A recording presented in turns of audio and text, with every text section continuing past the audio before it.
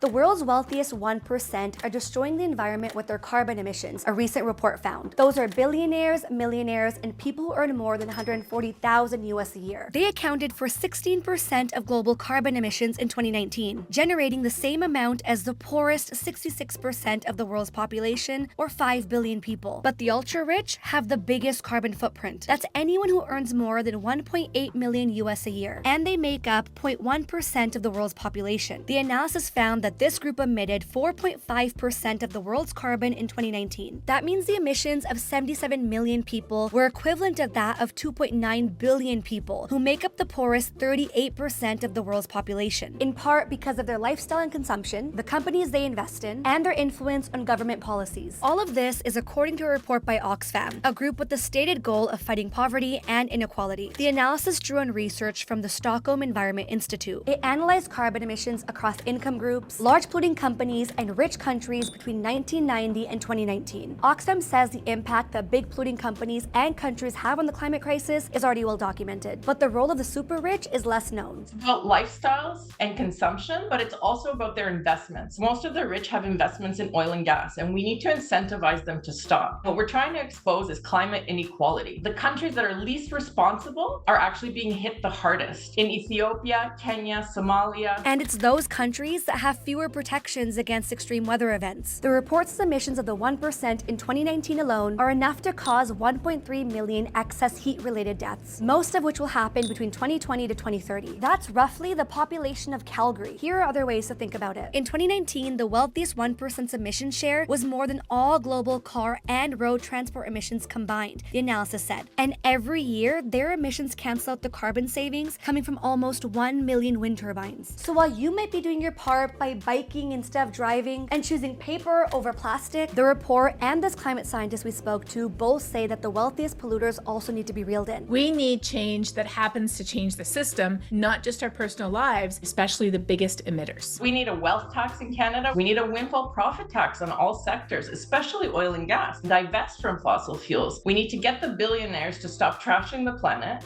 if we're going to save ourselves from extinction and climate breakdown.